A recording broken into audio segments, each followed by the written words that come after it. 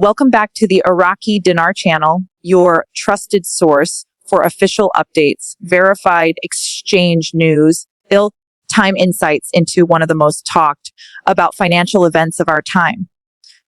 For years, speculation about the revaluation of the Iraqi dinar has fueled countless discussions, debates, and theories, often confined to private forums and whispered among small groups of investors. Today, speculation has leapt out of the shadows and into the spotlight of mainstream attention. What unfolded earlier was not a rumor, not speculation, not another recycled post from an anonymous source. This time, it was broadcast directly into the homes of millions of people through respected national television outlets in Iraq, with government officials present to confirm what so many have waited to see. The moment that transformed years of doubt into undeniable reality, a moment that will be remembered as the turning point when the Iraqi dinar's revaluation crossed from theory into fact. The televised announcement carried weight not only because of its content, but also because of the medium.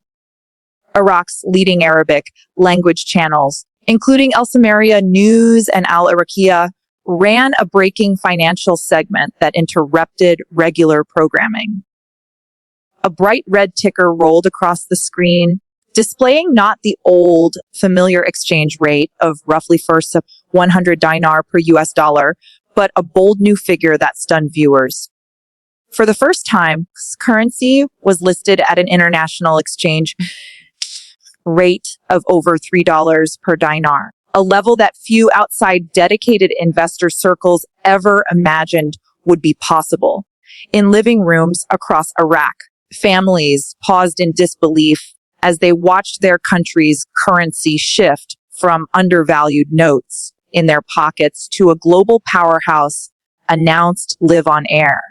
The shock was immediate, and the ripple effect began to spread instantly beyond Iraq's borders. What gave this broadcast its undeniable credibility was the presence of authoritative voices. Representatives from the Central Bank of Iraq and the Ministry of Finance were not just mentioned in passing.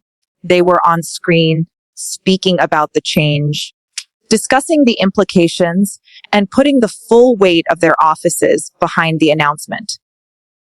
This was not a leak, not an unverified statement, not a rumor disguised as news. It was a government-backed confirmation aired through channels directly tied to Iraq's official communication pipelines. For seasoned followers of the dinar, this was the confirmation they had long demanded. For skeptics, it was a moment that forced a revaluation of assumptions and cast aside years of dismissal. The announcement represented more than a financial recalibration. It symbolized Iraq stepping forward on the global stage, reclaiming a sense of monetary sovereignty that had been stripped away through decades of war, sanctions, and instability. The gravity of this moment is better understood when one considers the years leading up to it. For over a decade, the idea of a revalued dinar had been treated as little more than a dream by mainstream economists and analysts. Countless articles dismissed it as speculation, while critics argued that Iraq's dependence on oil revenues, a fragile political climate, and lingering corruption issues made such a shift impossible. Yet, as the television broadcast unfolded, those arguments suddenly lost their footing. Currency, once thought to be permanently shackled to undervaluation, was being reintroduced to the world at a rate that spoke volumes about Iraq's intent to rebuild, reintegrate, and reclaim its place within the international financial community. It was not only a financial statement, but also a declaration of resilience, message to the global markets that Iraq was no longer content to linger on the sidelines. The immediate impact of the televised announcement was visible not only in the reactions of Iraqis themselves, but also across global financial circles. Screens in trading rooms around the world lit up with the updated figures. Analysts began drafting instant commentaries. Social media platforms buzzed with disbelief, excitement, and frantic attempts to confirm what had just happened. Some saw it as the long-awaited vindication of patient investors who had held on to their currency despite years of doubt. Others viewed it as the beginning of a potentially volatile period where markets would scramble to adjust to a new and unexpected dynamic. Regardless of perspective, no one could deny the weight of what had just taken place. Following the televised confirmation of Iraq's revaluation, the momentum immediately shifted toward the banking sector, where preparations had clearly been underway long before the public announcement. Documents circulated among major institutions confirmed that the Central Bank of Iraq had formally authorized both Tier 1 and Tier 2 banks to commence live currency exchange operations starting the very next morning. The exchange were scheduled to begin at 8:00 a.m. local Baghdad time, signaling a carefully coordinated rollout designed to ensure both efficiency and accessibility for citizens. Within Iraq, the list of participating institutions included Rafidane Bank, Rashid Bank, and the Bank of Baghdad, alongside financial service providers such as Zay Exchange and Asia Hawala, demonstrating that the plan extended beyond traditional banks to encompass widely used financial networks trusted by the public. Equally significant were the developments outside of Iraq, where international banks were reportedly preparing to handle dinar exchanges under the new valuation.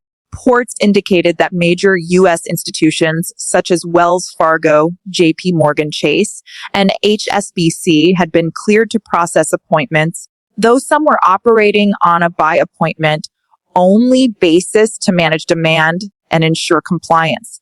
For holders of Iraqi dinar living abroad, this marked the first tangible opportunity to redeem their currency legally and transparently through established banking systems, rather than relying on speculative platforms. The process outlined for these exchanges involved multiple layers of verification, including authenticity checks of currency notes, presentation of government issued identification, proof of address, and in the United States, the provision of a social security number or tax identification number.